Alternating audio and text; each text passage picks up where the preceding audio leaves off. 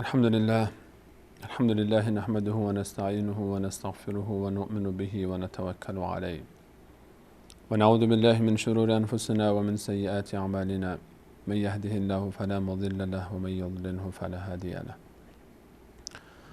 ونشهد أن سيدنا ومولانا محمدا عبده ورسوله اللهم صل على محمد وعلى آل محمد كما صليت على إبراهيم وعلى آل إبراهيم إنك حميد مجيد وبارك على محمد وعلى آل محمد كما باركت على إبراهيم وعلى آل إبراهيم إنك حميد مجيد.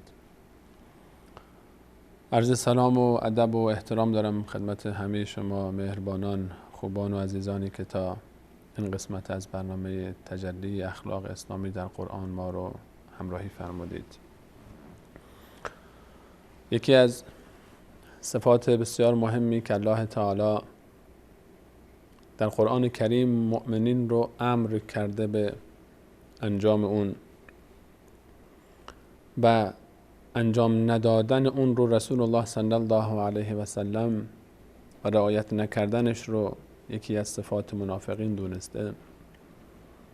صفتی است به نام وفای به عهد، وفا کردن به پیمانها، قراردادها، وفای به اون قراردادهایی که بین انسان و تمام دوربری های خودش بسته میشه. الله تعالی فرمود یا ایها الذین آمنوا اوفوا بالعقود در ابتدای سوره مبارکه مائده. ای کسانی که ایمان آوردید به عهد و پیمان هایی که بستید پایبند باشید. و در سوره مبارکه اسراء فرمود و اوفوا بالعهد ان العهد کان مسئولا. به پیمان هایی که بستید، به عهد هایی که دادید، به وعده هایی که کردید وفا کنید. چرا که از اینها سوال میشید؟ با هر کی میخواد باشه. مهم نیست که طرف مخاطب این عهد کیست، مهم خود عهده.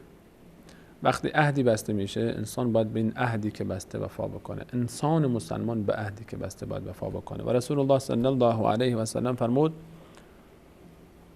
لا دین لمن لا عهد له. کسی که عهد و پیمان رو رعایت نمیکنه، کسی که اصلا براش مهم نیست وعده‌ای که میده، قول و قرارهایی که میگذاره، این انسان دین نداره، دینش کامل نیست. و یکی از صفات منافقین اینه که اونها در عهد و پیمان خودشون پایبند نیستن. شایسته انسان مسلمان نیست که صفاتی از صفات منافقین رو در وجود خودش بیاره. و البته اگر سه صفت که رسول الله صلی الله علیه و سلم فرمود، یکی این صفت و صفت دروغ گفتن و صفت خیانت در امانت در وجود کسی بود که رسول الله صلی الله علیه و سلم فرمودن این انسان منافقی است. نه که یکی از صفات فقط در وجودش باشه. وقتی سه تا صفت جمع بشه انسان منافق خواهد شد. بنا به روایتی که ابو هریره رضی الله عنه از رسول الله صلی الله علیه و سلم نقل فرمود که آیت المنافق ثلاث. منافق سه تا صفت داره. وقتی که صحبت میکنه دروغ میگه، وقتی که امانتی بون داده میشه در امانتی که پیشش از خیانت میکنه، وقتی که پیمانی میبنده پیمان خودش رو میشکنه، پایبند نیست به پیمانهای خودش. اگه بخوایم این پیمانها رو، مهمترین این پیمانها رو بررسی بکنیم در راهنمود آیات قرآن کریم، مهمترین پیمانی که انسان مسلمان باید خودش رو ملزم بدونه به رعایت اون، پیمانی است که با الله تعالی بسته، عهدی که با الله تعالی بسته. اون لحظه ای که انسان مسلمان میگه اشهد ان لا اله الا الله و اشهد ان محمدا عبده و رسوله، همون اولین جمله‌ای که انسان رو وارد اسلام میکنه، همون اولین کلامی که باعث مسلمان شدن ما میشه، این یک عهد و پیمان با الله تعالی است. این یک عهده، این یک پیمانه، این یک قرارداده. وقتی انسان میاد و میگه اشهد ان لا اله الا الله، من گواهی میدم، من پیمان میبندم، من ایمان آوردم، من اعتقاد پیدا کردم، من تایید میکنم، تصدیق میکنم چی رو؟ که لا اله الا الله، هیچ معبود به حقی، هیچ ذاتی شایسته عبادت کردن، حاجت طلبیدن، دعا خواستن نیست مگر الله تعالی.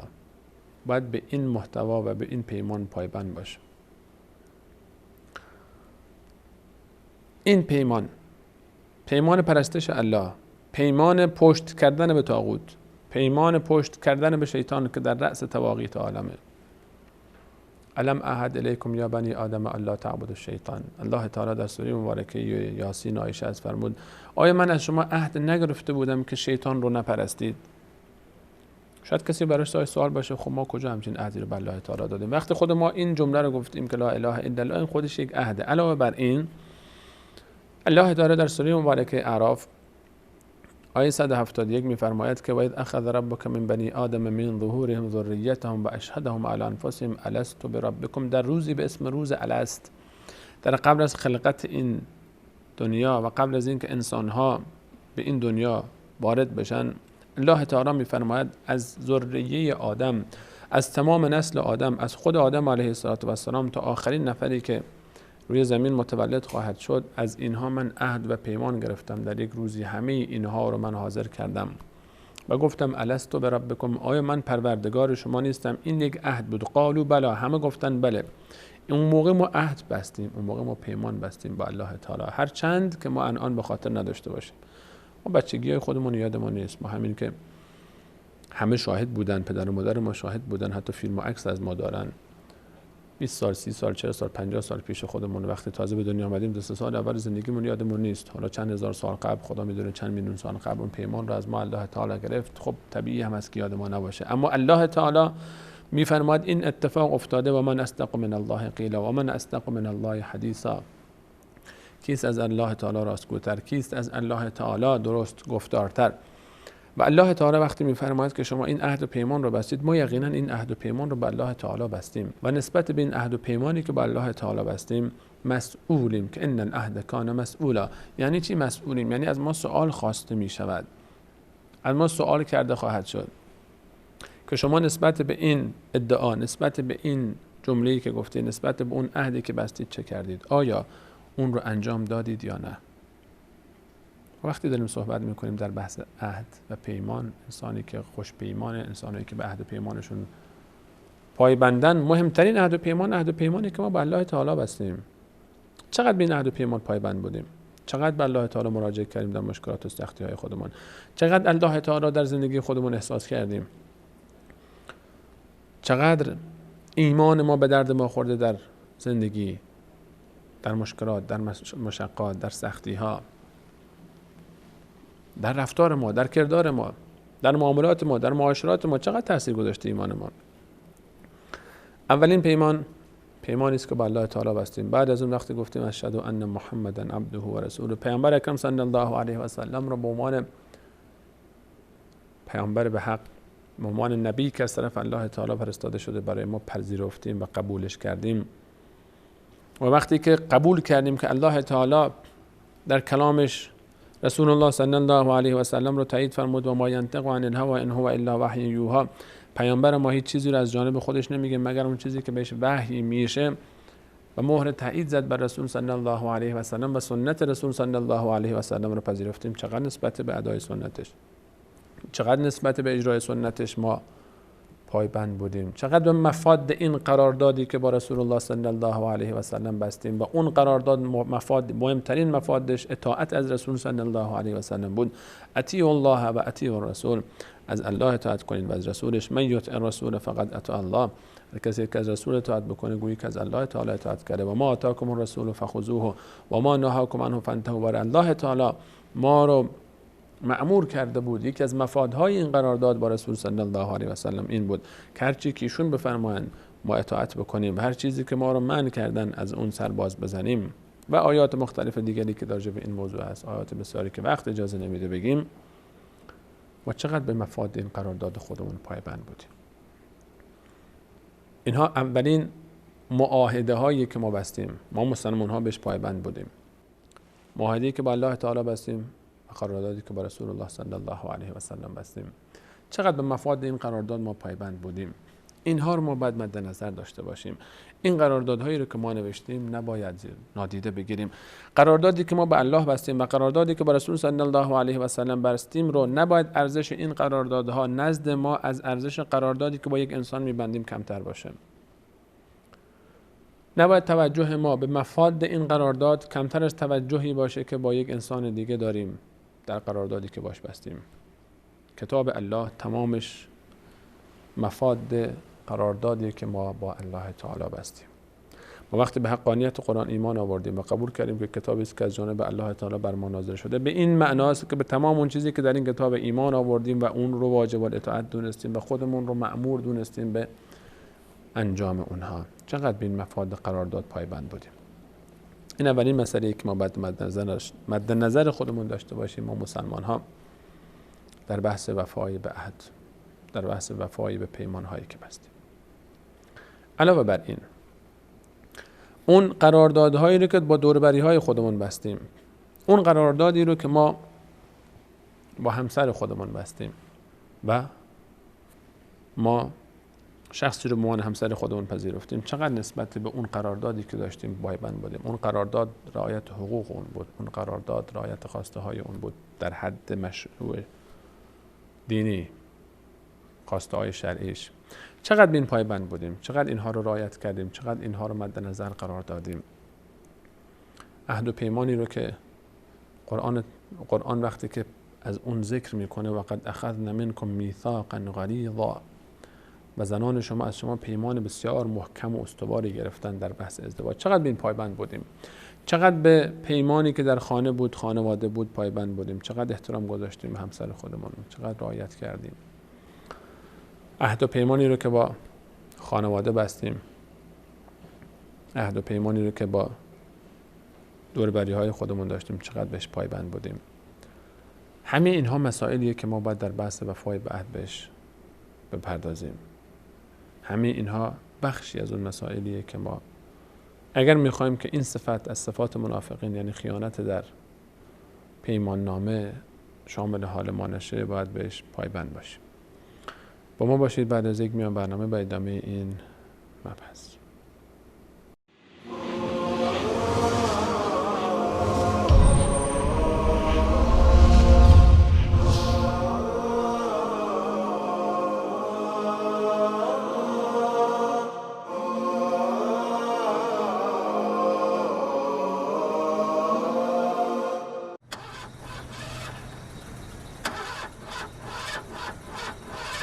أعيش الحياة بنور الكتاب وهدي الرسول إمام الورى وأقف طريقا به الصالحون وضوء الرشاد وحازوا العلا ففيه السعادة فيه الهناء وطيب المعاش ونيل المنى وتصفو الحياة بهدي الحبيب هلما فسر في ركاب الهدى. رسول الله صلی الله علیه و آله و سلم فرمودند به وعده خود وفا کنید.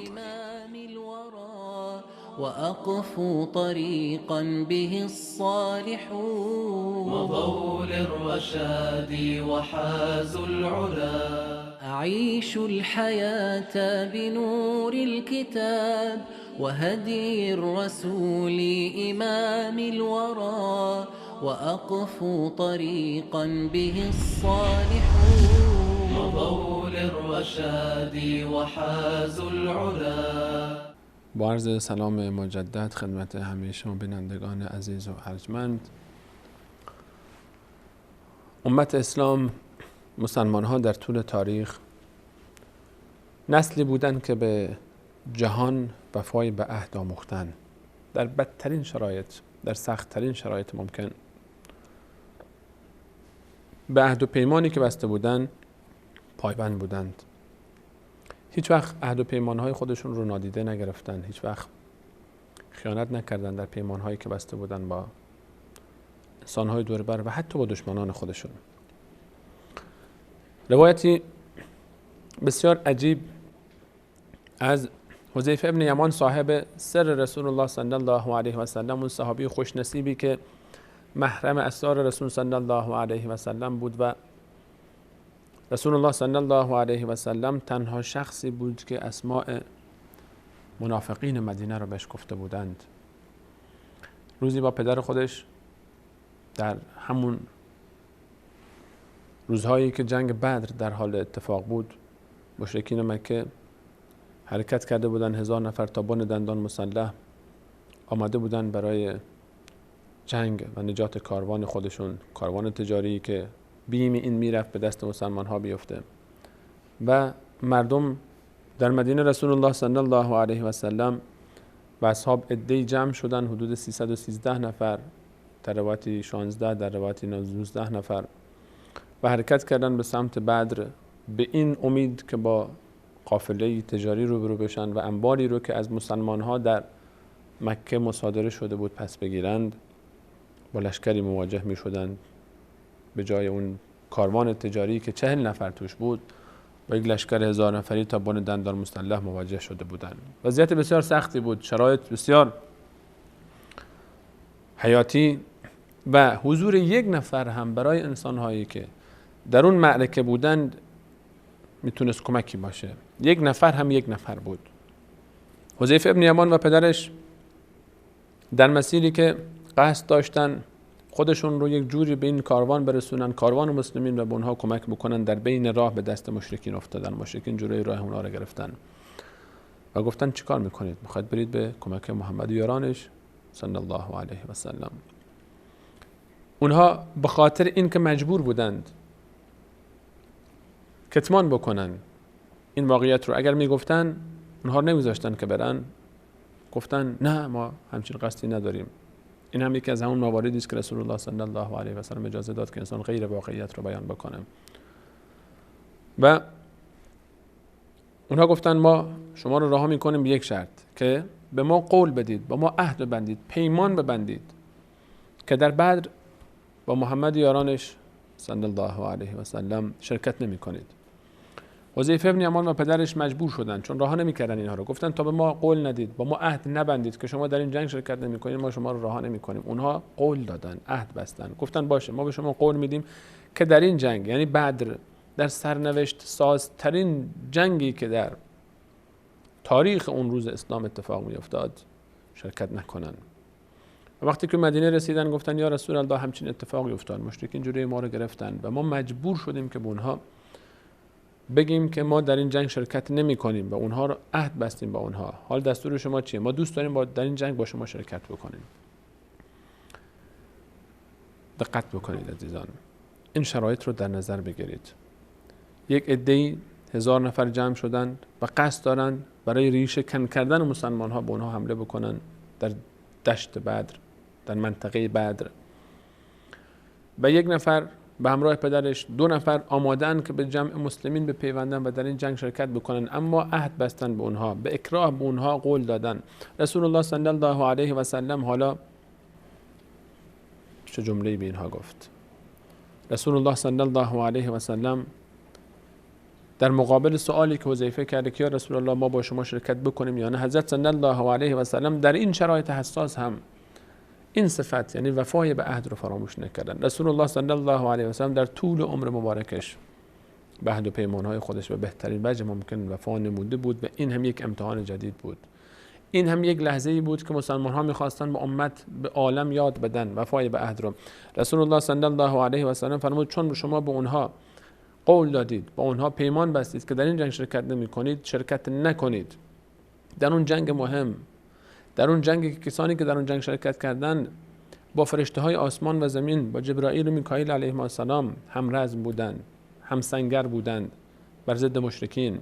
اون جنگی که رسول الله صلی الله علیه و سلم صحابه رو که در اون جنگ شرکت کرده بودند بهترین امت دانست، اما به خاطر اینکه حذیفه و پدرش عهد بستن به اونها اجازه نداد شرکت بکنن و فرمود ما به خاطر اینکه وفا بکنیم به اون عهدی که با مشرکین بستیم، با دشمنان، با کسانی که در حال جنگن با اونها، شما اینجا بمونید، اما ما در مقابل اونها از الله تعالی میطلبیم که ما رو یاری بکنن.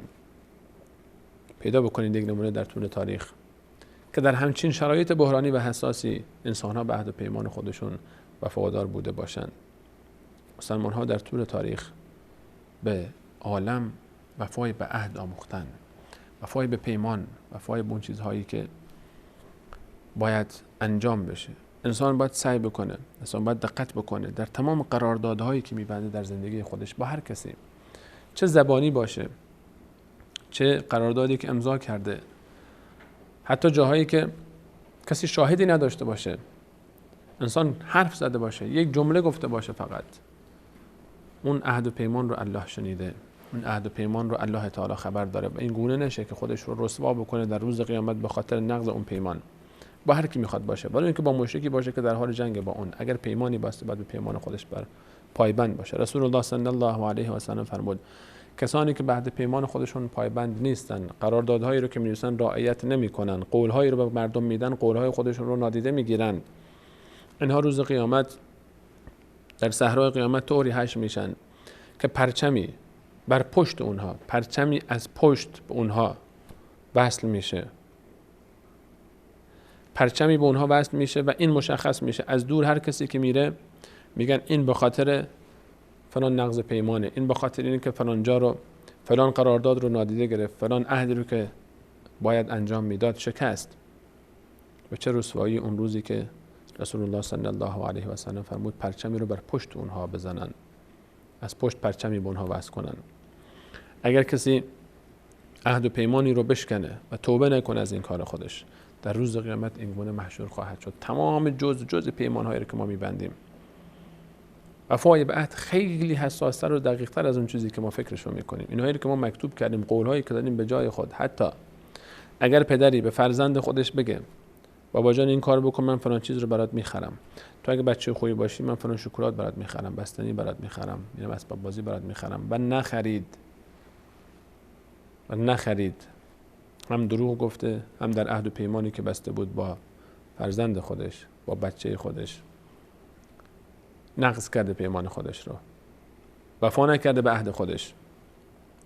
اون عزیزی که میره در اداره قرارداد رو جلوش میگذارن و تمام اون مفاد قرارداد رو میخونه و زیرش امضا میکنه که خودش رو ملزم میدونه به این ساعت حضور و به این ساعت رفتن از اداره، نیم ساعت دیرتر میاد، یک ساعت زودتر میره، این داره نقض میکنه عهد و پیمان خودش رو. این باید پایبند باشه به این عهد و پیمانی که بسته.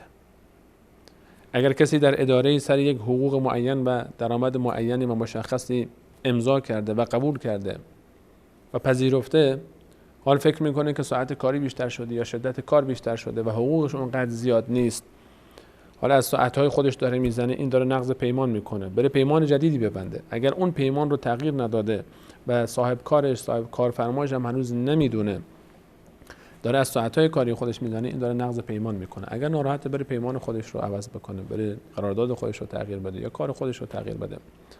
هیچ کسی حق نداره به این بهانه که من حقوق من کمتر از ساعتهای کاری خودش بزنه، یا این که از انباری که در دسترسش هست اونها رو ورداره به این بهانه که من از اون طرف دارم جبران میکنم، از اون طرف دارم حقوق کمی رو که داره به من میده دارم جبران میکنم. و از طرفی کارفرماهای عزیزم نباید کاری بکنن که حقوق کارگران خودشون رو نادیده بگیرن، حقوق اونها رو رعایت نکنن.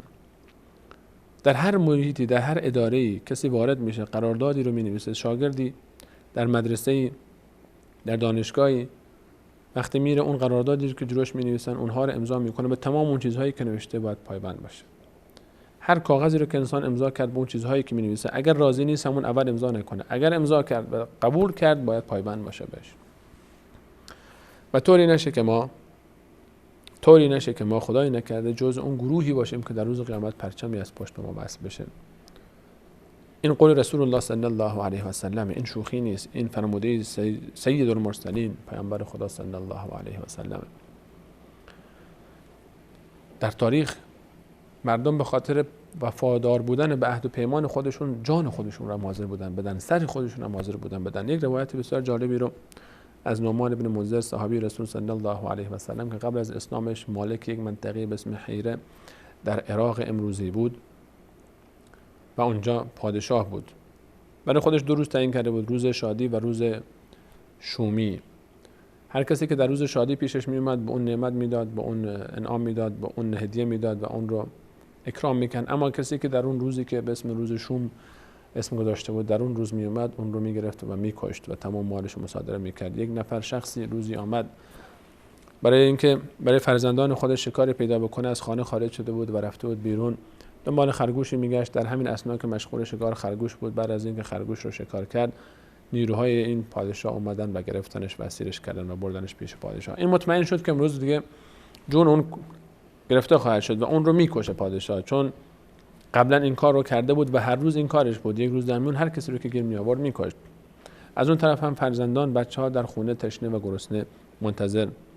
این شخص گفت ای پادشاه، من اومده بودم برای شکار برای فرزندان خودم. اگر اجازه بدید من عهد می‌بندم با تو برم به فرزندان خودم غذا بدم و کسی رو پیدا بکنم که سفارش بکنم اونها رو که اونها بیان و سرپرستی فرزندان منو به عهده بگیرن و من برمیگردم، میام جان خودم رو به تو تقدیم میکنم، دوباره میام جلوی تو میستم. جونش در خطره اما حاضر دوباره برگرده. اون شخص نعمان بن منذر گفت من قبول نمیکنم مگر اینکه تو شخصی رو جایگزین بکنی از دور بری های من اینجا بگذاری، قبول بکنه، اگر تو نیومدی من اونو بکشم بعد تو بری. مرد دیگه ای مثل خود نعمان بلند شد از همون طرف به اسم شریک ابن عمرو، از دور بری های نعمان بن منذر. یک شخصی از اون طرف از خود جمع نعمان یک شخصی بلند شد و گفت من حاضرم که قبول بکنم این شخص بره و برگرده. اون شخص رفت، فرزندان خودش رو غذا داد، کسی رو سفارش کرد و دوباره برگشت، به خاطر اینکه عهد بسته بود، به خاطر وفای به عهد خودش، ولی اینکه این شخص ظالم بود، ولی اینکه این شخص انسان در اون لحظه از زمان انسانی بود که واقعا داشت ظلم میکرد، اما چون عهد بسته بود به خاطر وفای به عهد خودش برگشت و آمد و جان خودش رو حاضر بود بده، چون به وفا بکنه به عهد خودش، به پیمان خودش. وقتی اون شخص برگشت نعمان بن منذر متحیر شد که این شخص جون خودش رو دوباره برگردون که این بزنه و اون رو بکشه و گفت تو وفای به عهد رو به نهایت رسوندی، شرمنده کردی دور بری ها رو. و شخص دیگری که ضمانت اون رو کرده بود رو به اون کرد و گفت تو هم در جود و کرم شرمنده کردی، جایی دیگه برای جود و کرم نگذاشتی، تو جایی برای وفای به عهد نگذاشتی و این جایی برای جود و کرم. و خودش هم متأثر شد از این صحنه و گفت من هم دوست ندارم که کمتر از شما باشم و این قانونی رو که گذاشته بود کلا برداشت و اونها رو بخشید. یک نمونه از نمونه‌هایی است که کسانی که در زمانهای قبل از اسلام حتی چقدر به وفا به عهد خودشون پایبند بودن و وفای به عهد یک از صفاتی است که در تمام ادیان، در تمام اقوام مورد تعریف بوده و کسانی که عهد پیمان خودشون رو میشکستن مورد مذمت قرار گرفتن. وقتی ما به اتمام رسید و امیدوارم که الله تعالی این توفیق و نصیب حال ما بکنه که از جمله کسانی باشیم که در روز قیامت جز وفا کنندگان به عهد و پیمان محشور میشند و این صفت در وجود ما بیاد و صفات نیک دیگری که هست. از اینکه تا این لحظه از برنامه با ما بودید سپاسگزارم و متشکر. امیدوارم که در برنامه‌های بعدی هم این مسیر رو به ما ادامه بدید و ما رو همراهی بفرمایید. همه شما عزیزان رو به الله تعالی میسپارم. شاد و خرم و پیروز باشید.